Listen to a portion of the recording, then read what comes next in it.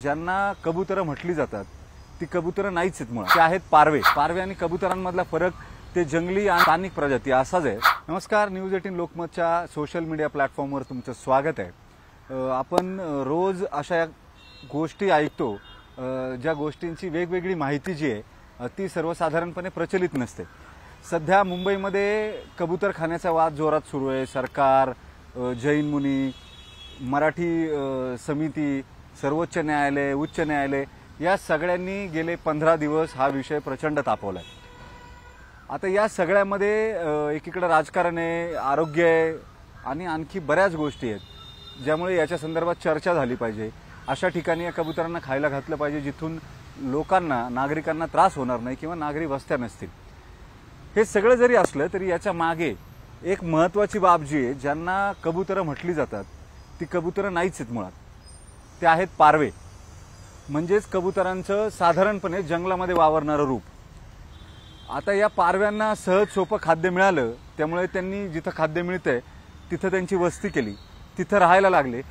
त्याच्यामुळे त्यांचं प्रजनन जे आहे ते जोरात झालं आणि या सगळ्यामध्ये हे पारवे त्यांचं स्वतःचं खाद्य शोधायचं स्किल जे आहे ते विसरून गेले. त्यांच्या क्षमता उडण्याच्या ज्या आहेत त्या सगळ्या कमी कमी होत चालल्यात. हे जरी असलं तरी याच्या बाजूला आणखी एक महत्त्वाची गोष्ट आहे. ज्या पारव्यांना कबुतराच्या नावानं सध्या नावं ठेवली जात आहेत ती कबुतरं नेमकी काय आहेत? पारवे आणि कबुतरांमधला फरक ते जंगली आणि स्थानिक प्रजाती असाच आहे. मात्र या कबुतरांची मुंबईमध्ये कबूतर खाणे जरी असले तरी पुण्यामध्ये या कबुतरांच्या ढाबळी आहेत आणि या प्रत्येक ढाबळीची एक गोष्ट आहे. चौकात, आडोशाला जिथं जागा मिळते तिथं चाळीतली मुलं एकत्र येऊन कबुतरांना राहण्यासाठीचे खुराडे वजा म्हणजे छोटे छोटे बॉक्स असलेल्या ढाबळी ज्या आहेत त्या उभारतात. या अशा असंख्य ढाबळी पुण्यामध्ये साधारणपणे 2000 पेक्षा जास्त ढाबळींची संख्या ही पुण्यात आहे. आता ही कबुतरं जी आहेत ही कबुतरं कशा पद्धतीनं आणली जातात, ही कबुतरं कशासाठी पाळली जातात, या सगळ्याच्या मागे एक रंजक गोष्ट आहे. तसा ढाबळींचा एक आणखी गुन्हेगारीचा वेगळा इतिहास आहे, मात्र त्यावरती आपण नंतर कधीतरी बोलू. पण एक गोष्ट अशी आहे, ही जी कबुतर आहेत तुम्हाला जर सांगितलं तर खोटं वाटेल, ही कबुतरं शर्यतीसाठी वापरली जातात. 500, 700, अगदी 1000 किलोमीटरपर्यंत यांच्या शर्यती लावल्या जातात. या कबुतरांचे बाजार भरतात आणि या बाजारात कबुतराची किंमत असते 500 रुपयांपासून ते अगदी 2 लाख रुपयांपर्यंत. आता हे सगळं सांगितल्यावरती तुम्ही थोडं अचंबित व्हाल, मात्र ही खरी गोष्ट आहे. पुण्यामध्ये वृद्धेश्वर घाट आहे. बालगंधर्व रंगमंदिराच्या मागच्या बाजूला ओंकारेश्वरचा घाट आहे आणि त्याच्या शेजारीच वृद्धेश्वरचा घाट आहे. या वृद्धेश्वरच्या घाटावरती दर बुधवारी आणि रविवारी कबुतरांचा बाजार भरतो. सगळ्या शहरभरातून ज्यांच्या ढाबळी आहेत असे ढाबळीचे चालक जे आहेत ते त्यांचे कबूतर घेऊन येतात. गरजेप्रमाणे त्यांची तिथं विक्री केली जाते, बोली लावली जाते. आता या कबुतरांची विक्री होताना काय बघितलं जातं, हाही त्यातला आणखी एक रंजक भाग आहे. या ढाबळींमध्ये एक त्यांच्यातला संघर्ष असतो. कुणाची ढाबळ किंवा कुणाची कबुतर ही जास्त उत्तम आहेत म्हणून मग या कबुतरांना शिकवलं जातं, त्यांना ट्रेनिंग दिलं जातं. त्यांनी शिट्ट्या मारल्यावरती कसं परत यायचं याची शिकवण त्यांना दिली जाते. ही कबुतरं उडवली जातात. त्यांची खाद्य जी आहेत ती विशिष्ट वेळेला विशिष्ट पद्धतीने त्यांना दिली जातात. त्यांची अत्यंत काटेकोर निगा जी आहे ती सुद्धा घेतली जाते.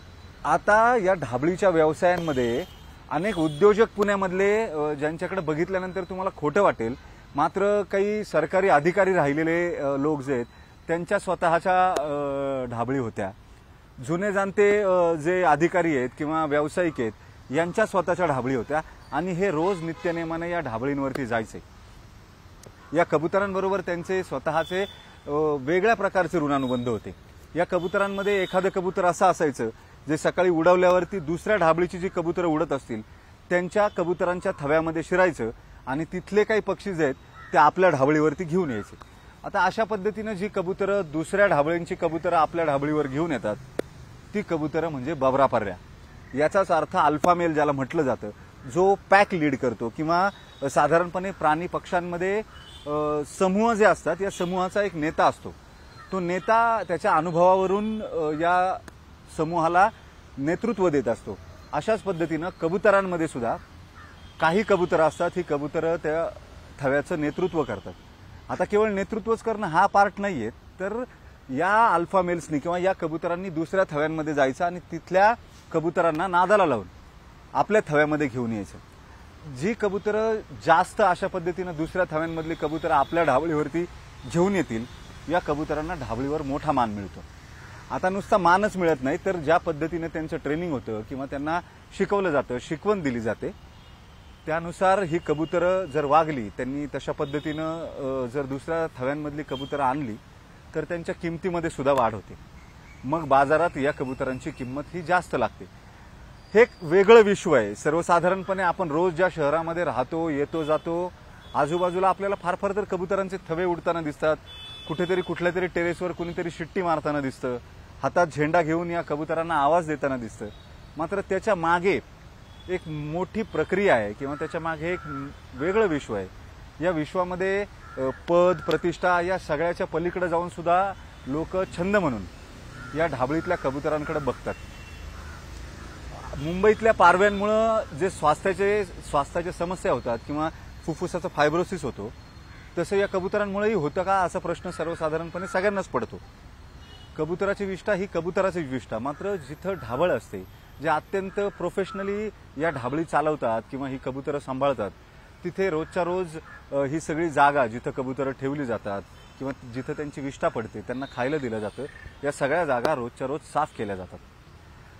हे सगळं असल्यामुळं तिथं किमान स्वच्छता असते आणि मग रोगराई वाढण्याचं किंवा जंतू संसर्गाचं प्रमाण कमी होतं। हा भाग झाल्यामुळं या कबुतरांच्या भोवती, या ढाबळींच्या भोवती तरुणांची सुद्धा मोठ्या प्रमाणावरती गर्दी होते। ज्यांच्याकडे फावला वेळ असतो, रिकामा वेळ असतो, असे असंख्य तरुण हे या ढाबळींवरती येऊन बसतात आणि तिथं आले की मग ही कबुतरं त्यांच्या ठरलेल्या वेळेला उडवायची, त्यांना वेगवेगळे ट्रेनिंग द्यायचे, त्यांचं खाणं पिणं हे सगळं करायचं।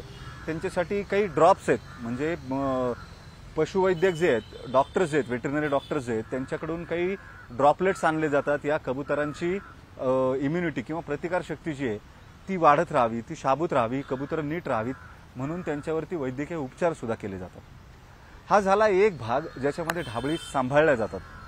मात्र मी या कबुतरांच्या बाजारामध्ये कबुतरांच्या किमती या अगदी 500 रुपयांपासून 2 लाख रुपयांपर्यंत असतात असं सांगितलं। सगळ्यांना प्रश्न पडला असेल, हे काय, यात काही तथ्य वाटत नाही किंवा हे काय खरं आहे? मात्र हे खरं आहे। याचं कारण असं आहे, कबुतरांच्या रेसिंग होतात, म्हणजे कबुतरांच्या स्पर्धा होतात आणि या स्पर्धा थोड्या थिडक्या नाहीत।